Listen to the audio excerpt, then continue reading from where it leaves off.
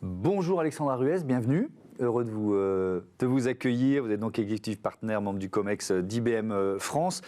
On va poser le décor. Votre métier, c'est d'accompagner les entreprises dans leur transformation numérique, on peut dire ça, en simplifiant un peu? Bonjour, enchantée.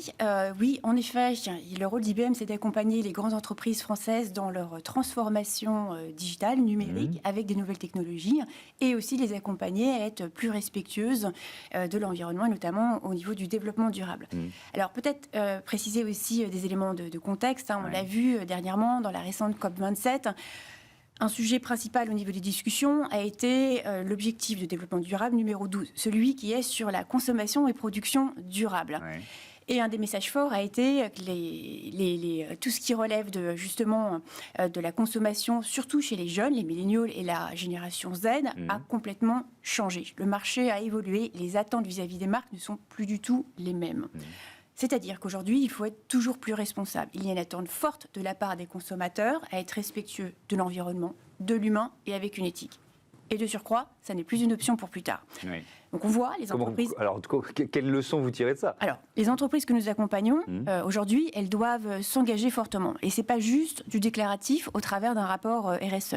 Elles doivent avoir des réalisations fortes, mesurer des progrès. Et elles doivent également infuser la durabilité dans leur modèle, dans leur business model de transformation digitale. Et bien sûr, se préparer en conséquence au niveau des compétences dans l'entreprise. Alors, l'IA peut être un levier très fort pour cela. L'IA, il y a quelques années, a ouvert beaucoup de champs de possibles, tout ce qui est transformation de l'expérience client, collaborateur, automatisation des processus.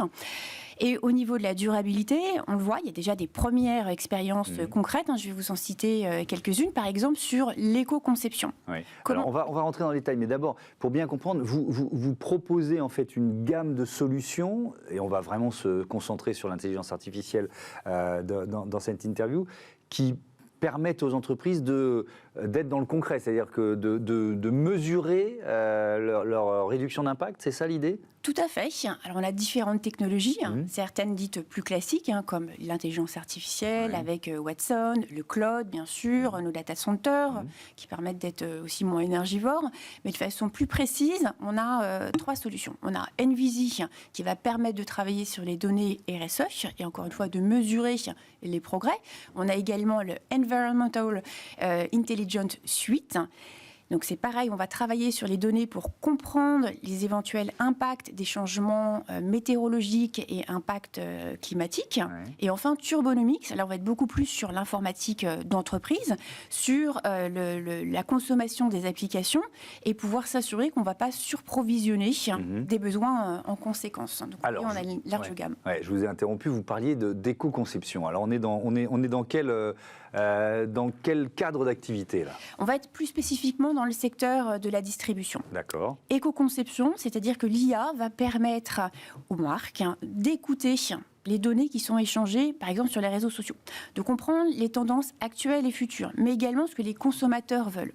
Et à partir de ça, de créer une collection de produits, de vêtements, à titre d'exemple, et derrière, de faire en sorte que l'on ne produise que ce qui est attendu, quelque part, ce qui va fonctionner en conséquence. Donc vraiment dans une logique de production raisonnée et raisonnable en conséquence.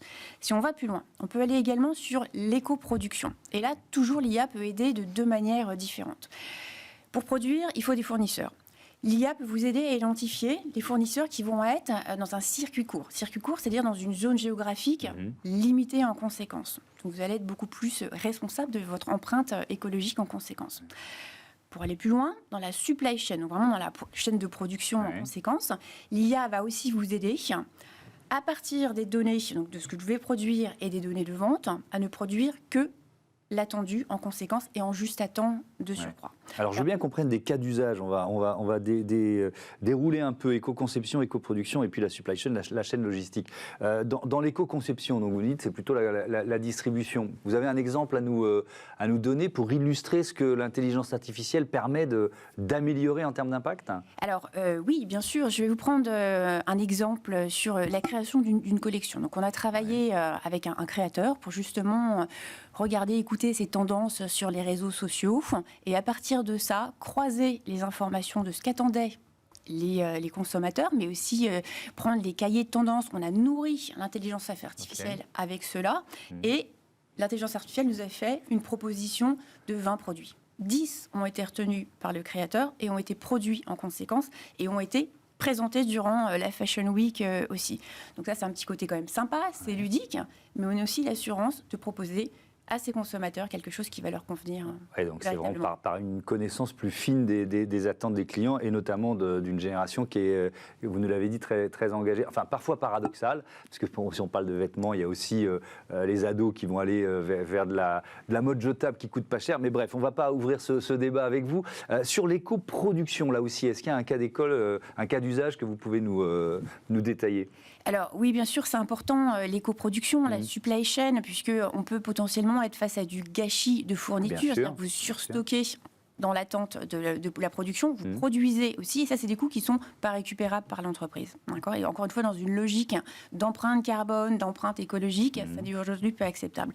Donc, idem, on a travaillé avec un distributeur dans cette logique de supply chain pour s'assurer en amont qu'on allait donc, encore une fois, croiser la demande, les résultats des ventes. Donc, c'est vraiment l'intelligence artificielle et la donnée ensemble qui apportent quelque part cette puissance de raisonnement, qui vont aider les entreprises à prendre des bonnes décisions sur des choix stratégiques. Donc, à partir de ça, on a regardé comment on pouvait organiser cette supply chain, cette production en conséquence, et de faire du juste à temps derrière.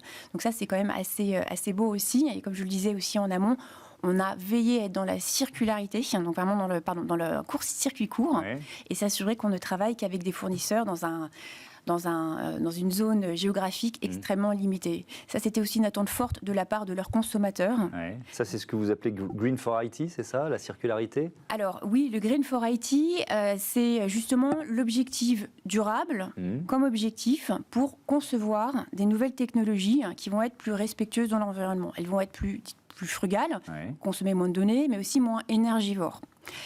Et aussi travailler sur les usages derrière, des usages dits plus responsables. D'accord ? Donc là-dessus, on va vraiment s'atteler à avoir ce couplage entre des nouvelles technologies qui sont moins gourmandes, mais qui vont aider derrière les entreprises, les consommateurs à être eux-mêmes plus respectueux en conséquence.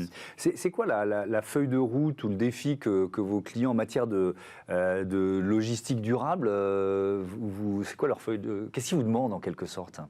Alors, ce qu'ils nous demandent, c'est de les aider. Certains sont pionniers, ils sont déjà très avancés. D'autres, on le voit un peu comme avec l'actualité actuellement sur le plan de sobriété qui est demandé par notre gouvernement, découvrent et démarrent. Donc c'est quand même intéressant, c'est de regarder les entreprises qui sont plus pionnières, qui donnent l'exemple, qui vont être en capacité de partager des expériences et des bonnes pratiques derrière. On a aussi, je vais peut-être vous parler de la Smart Green Palette. C'est un autre levier aussi sur la partie IT for Green. Donc c'est une palette intelligente. C'est une palette dite intelligente. Alors, c'est une palette qui permet de transporter des produits. Jusque-là, c'est classique. Mais à la différence d'une palette traditionnelle en bois, elle va être en plastique recyclé, français, et un plastique qui est aussi recyclable.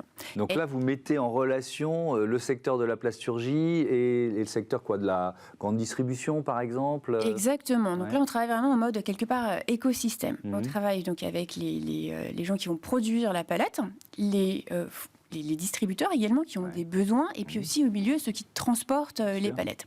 Nous, notre rôle, c'est donc déjà de concevoir cette palette, mais aussi d'aller plus loin. On va l'équiper de capteurs de données, pour la rendre intelligente, cette palette. Alors, qu'est-ce qu'elle capte ? Alors, ce qu'elle capte, c'est de la donnée. Donc, les produits qui sont dessus sont en général des produits qui sont sensibles aux variations thermiques et aussi éventuellement au choc. D'accord ? C'est-à-dire que si vous devez transporter par exemple des yaourts, s'il y a une rupture de la chaîne du froid, vous pouvez de façon très rapide identifier le lot et le mettre de côté. Donc la qualité va être respectée. Si la palette a été choquée, les produits peuvent également être choqués, abîmés. Hop, on met de côté également.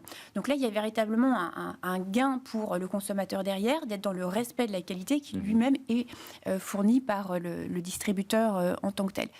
Au-delà de ça, aussi, il faut le souligner, c'est une palette qui est moins lourde, 10 fois moins lourde qu'une palette ordinaire, et également a une durée de vie de 20 fois plus longue que celle qui est traditionnellement en bois. Elle s'abîme moins vite, quoi. Elle s'abîme moins vite, elle est aussi plus hygiénique, puisqu'elle est en plastique et qu'elle peut être plus facilement nettoyée. Mais alors, elle est en plastique recyclé, donc ça, c'était le défi lancé à la partie plasturgie, c'est ça? Tout à fait, donc de pouvoir travailler, de faire du réemploi de matière, donc ça c'est aussi important dans notre travail et dans notre logique aujourd'hui, donc de travailler avec eux sur trouver le plastique, je le redis français, de pouvoir le transformer en un nouveau matériau, donc se recycler, cette palette, et de pouvoir le mettre dans un nouveau circuit. Et bien sûr, de le produire à grande échelle, puisque l'objet, c'est que ça devienne un produit classique que tous les distributeurs puissent utiliser, au moins pour les 20-30 prochaines années. Ouais. Avec donc des clients de la grande distribution, par exemple. Est-ce qu'ils ont participé même à la conception? À quel point ce projet, vous avez parlé d'écosystème, est un projet commun? Alors, ils ont surtout travaillé avec nous dans le pilote, ça qui est important, pour pouvoir justement s'assurer de la promesse derrière sur ces palettes à la fois légères, longue vie, et de respecter la chaîne de distribution des produits. C'est ça qui les intéressait particulièrement. Donc, on a fait des pilotes, notamment sur des produits surgelés, entre le producteur du produit surgelé et le distributeur, pour s'assurer qu'il n'y avait pas de rupture, et s'il y avait eu choc, quelles sont les mesures, les nouveaux protocoles que l'on met en place en conséquence pour écarter les produits derrière. Donc il y a un vrai intérêt pour eux derrière, puis aussi de tester de façon réelle la manutention de ces nouveaux assets, de ces nouveaux produits chez eux, comment ça se passe. Et il y a un intérêt aussi qui est très fort, c'est que souvent les palettes, on ne sait pas où est-ce qu'elles sont. Elles sont chez différents distributeurs, fournisseurs, puisqu'elles ne sont pas équipées. Et là, il y a une traçabilité plus grande de la palette. Oui. Et peut-être avec une tablette utilisée par les opérateurs. Et donc derrière, l'intérêt, c'est aussi qu'on va minimiser les coûts parce qu'on va moins en produire. Avec, j'imagine, la technologie blockchain qui intervient ça est de plus en plus utilisé en logistique. On ne va pas expliquer ce qu'est la technologie, mais dans l'usage, ça permet de savoir qui a la palette en temps réel, d'une certaine façon, qui en est responsable aussi. Tout à fait. Alors, il y a 3 technologies essentielles qui sont utilisées. Il y a bien sûr l'IoT, tout ce qui est l'Internet of Things, pour pouvoir avoir les capteurs dessus, la data, j'en ai parlé, et la blockchain. La blockchain, c'est une technologie dite de registre. Donc, vous allez pouvoir enregistrer des informations sur celle-ci de façon sécurisée et les partager au travers d'un écosystème. La valeur aussi, c'est que quand on est dans un écosystème qui est pluriel, nombreux, tout le monde n'a pas la même maturité digitale.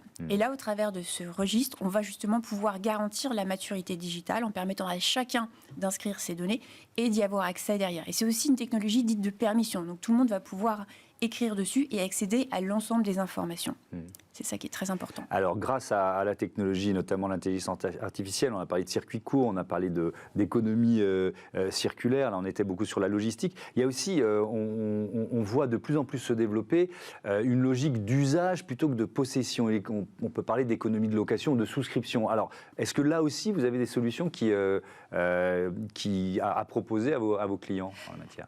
Tout à fait. Alors ça, c'est un nouveau cas d'usage que l'on voit apparaître de façon à la fois très rapide et beaucoup plus nombreuse. Une demande forte de la part de nos clients, c'est de les accompagner sur ce sujet-là. Donc l'économie de la souscription, c'est comme vous l'avez souligné, une économie dite d'abonnement. Contre quelques euros, vous, en tant que consommateur, vous allez pouvoir louer un produit. Ça peut être un vêtement à titre d'exemple. D'accord ? Donc il y a vraiment un changement de paradigme. C'est un changement de modèle économique. Moi, je vais donner l'exemple de Decathlon qui teste un système d'abonnement. C'est-à-dire, au lieu d'acheter un vélo pour un enfant quand il a 5 ans, puis 10, puis etc., on va être abonné et changer au fur et à mesure que l'enfant grandit. Et c'est valable pour tous les produits. Donc c'est vraiment cette logique-là. On passe de la possession à l'usage. Tout à fait. On passe de la possession à l'usage, mais également, on est aussi moins dans une logique d'obsolescence. C'est-à-dire que je rachète parce que ça ne marche plus, ou je rachète parce que finalement, ça ne me plaît plus, ou la mode est passée. Donc je vais avoir accès au catalogue en continu. Vous citiez Decathlon. Catalogue de produits, que ce soit les vêtements, des vélos, en conséquence, et pouvoir m'adapter. Vous le soulignez, mon enfant grandit, mon vélo, je peux le changer aussi en conséquence. Et alors, où est-ce que vous intervenez là ? Alors nous, on intervient sur la partie plus système d'information pour mettre en place les relais, ce qui va permettre derrière à la fois aux clients de pouvoir souscrire à cet abonnement. Donc il y a aussi une logique de sécuriser tout ce qui va être les paiements, de permettre au catalogue d'être accessible et derrière de faire le lien aussi avec la supply chain. Je vais rajouter aussi un élément, puisqu'on Oui. parle de shift, de changement de paradigme. Oui. Donc il y a bien sûr l'usage derrière, mais il y a également sur l'allongement de la durée de vie. On a aussi des clients avec lesquels nous travaillons qui proposent dans leur catalogue, donc c'est des modèles dits hybrides maintenant, de Oui. travailler avec un mix de produits neufs et de produits dits de seconde vie. La seconde vie, ce sont des produits qui ont été reconditionnés. Donc vous allez pouvoir choisir si vous voulez acheter du neuf ou du reconditionné. Et on va plus loin, puisqu'on peut proposer d'accéder à des services dits responsables, c'est-à-dire que ces services vont vous permettre d'accéder, par exemple, à de la réparation. Toujours sous un phénomène d'abonnement, vous pouvez demander à ce que votre produit soit réparé de façon facile. Donc vous n'avez pas à chercher un réparateur à côté de chez vous. Vous contactez directement la marque et elle s'occupe de tout en conséquence. Donc c'est quand même super et on va travailler sur l'allongement de la durée de vie du produit. Pareil, demande forte au-delà des consommateurs, des marques, c'est comment je réduis mon empreinte écologique de production en conséquence. Ouais. Allez, on va terminer, il nous reste un peu plus de 6 minutes autour des démarches RSE d'IBM. Et alors, il y a quelque chose que moi, j'avoue, j'ai découvert en préparant l'émission, c'est ce que vous appelez l'IBM Sustainability Accelerator. Alors, c'est quoi ça? C'est une espèce de programme mondial d'impact social qui est pro bono, c'est ça, qui est gratuit. Tout à fait. Comment ça marche? Alors, ce programme, on en est très fiers. On l'a annoncé durant la récente COP27. On a annoncé la deuxième cohorte, en fait. Oui. On va travailler avec 5 associations, 5 ONG partout dans le monde sur les énergies dites propres, les énergies renouvelables. La précédente cohorte, elle était sur une agriculture plus respectueuse de l'environnement et plus durable également. Pro bono. Donc l'objet, c'est de les aider à la fois avec des technologies, de l'expertise également, et autant que possible en local. Quand on accompagne une association au Japon, on le fait de préférence avec des équipes qui sont basées au Japon. On va investir on a déjà commencé, d'ici fin 2023, 30 millions par rapport à ce programme-là. 30 millions de dollars, donc en service $30 en fait, si je comprends bien, c'est ça? Technologie, services, expertise, bénévolat également de la part de nos collaborateurs pour accompagner ces différentes associations à elles-mêmes accompagner les populations en local. C'est des populations qui sont dites plus fragiles par rapport aux risques climatiques et les accompagner à justement être... à passer à l'échelle en quelque sorte, parce que alors si donc il y a ce qui démarre là sur les générations, mais si on regarde ce qui s'est passé sur l'agriculture, quel bilan vous pouvez faire de cet accompagnement finalement? Il y a des solutions qui émergent, il y a des entreprises ou des groupes d'entreprises qui ont pu avancer plus vite. C'est quoi l'idée? Alors oui, en fait c'est multiple, c'est tout ce que vous venez de citer à la fois. C'est vraiment un cercle vertueux, cet engagement. C'est à la fois pour nous aussi de mettre en avant, ce que je vous le disais tout à l'heure, c'est pas que du déclaratif, ce sur quoi nous nous engageons dans notre propre programme RSE, et notamment nous sommes engagés à être à la neutralité carbone d'ici 2030, et c'est un objectif que nous allons respecter. Au-delà de ça, c'est aussi important que notre écosystème et que nos collaborateurs soient engagés en conséquence. On travaille aussi fortement avec nos labs à produire des technologies qui soient plus respectueuses de l'environnement et qui, elles-mêmes, ces technologies ont pour but d'accompagner à la fois les entreprises privées, mais les entreprises publiques, les gouvernements, à mieux accompagner leur population derrière. Donc et là, ça marche, vous disiez 5 associations, il y a eu un appel à candidature, c'est comme ça que ça fonctionne, c'est ça? Tout à fait, donc tout ça est très encadré, très, très auditable, si je puis dire. Donc il y a eu un appel à candidature, on a reçu plus d'une centaine de demandes, un comité a présélectionné les entreprises, et voilà, ce programme est lancé depuis, cette deuxième cohorte est officiellement lancée depuis novembre dernier, et les accompagnements ont également démarré. Donc on espère d'avoir des premiers résultats d'ici début d'année prochaine. Alors j'ai là une liste d'annonces récentes d'IBM en matière de durabilité en 2022. Je sais pas, il nous reste 3 minutes quoi choisir, mais par exemple, ça m'intrigue, le challenge mondial Call for Code. Je ne sais pas si vous avez les détails de ce challenge qui est intéressant parce que l'idée c'est quoi? C'est de s'adresser aux codeurs pour qu'ils inventent un numérique moins énergivore, c'est un peu ça l'idée? Oui, c'est ça. Alors ça s'inscrit dans une dynamique d'IBM autour de la formation sur les nouvelles technologies. On va investir de nouveau 30 millions on a pour objectif de former 30 millions de personnes aux nouvelles technologies et on a différents programmes pour accompagner cela. Call for Code en fait partie. Donc c'est un appel mondial auprès des codeurs. Tout le monde est éligible pour venir justement développer, c'est une forme de hackathon, de venir développer des nouvelles applications qui vont apporter, ça peut rentrer aussi en lien avec le Sustainability Accelerator dont on parlait à un instant, à réfléchir sur comment on peut mieux préserver les énergies, la planète, la société aussi en conséquence. On a d'autres programmes dans cette même dynamique. On a le programme PITech et notamment en France, on accompagne 10 lycées pour former des jeunes aux nouvelles technologies et aussi à avoir un emploi dans les nouvelles technologies de façon très prochaine. On a également la plateforme SkillsBuild, qui est une plateforme gratuite, ouverte à la fois aux étudiants et aux demandeurs d'emploi, et ils ont accès à du contenu pour se former sur les nouvelles technologies derrière. Donc c'est quand même plutôt très intéressant. Et l'idée, c'est que les gens aient accès aux nouvelles technologies. Dernière question qui est vraiment liée à l'actualité, cette période de sobriété énergétique, les demandes faites par notamment le gouvernement aux grandes entreprises de s'adapter, d'être prêtes à réduire leur consommation d'énergie en cas de risque de coupure ou de délestage. Comment vous... alors j'imagine que des économies vous en faisiez déjà, c'est ce que vous nous avez décrit, mais est-ce qu'il y a un effet d'accélération finalement dans les économies qu'un groupe comme IBM, à la dimension d'IBM France, peut faire en matière de consommation énergétique? Alors c'est un sujet qui est très important pour nous. Je le disais déjà parce qu'on accompagne nos clients, mais aussi en interne. Tout ce qui va être la diminution de consommation des différentes énergies, que ce soit de l'eau, que ce soit le bois, que ce soit également le gaz, l'électricité. Nous-mêmes, nous sommes en plan d'économie d'énergie et plus spécifiquement le vendredi, 19 degrés pour tout le monde sur tous les plateaux. On va également s'assurer que autant que possible nos collaborateurs travaillent à domicile aussi. Le vendredi. Le vendredi en télétravail pour ne pas justement avoir à se déplacer et limiter donc l'empreinte carbone. Donc c'est un vrai sujet qu'on a complètement intégré dans notre politique d'entreprise. C'est aussi beaucoup de travail pour sensibiliser, former les collaborateurs en conséquence pour que eux-mêmes aient des démarches, des usages beaucoup plus respectueux et responsables. Merci. Merci beaucoup. Merci beaucoup, Alexandra Ruiz. À bientôt sur Bismart. On passe à notre rubrique consacrée aux startups éco-responsables. Avez-vous mis sous le sapin de Noël des jouets de seconde main? Bonne question, non?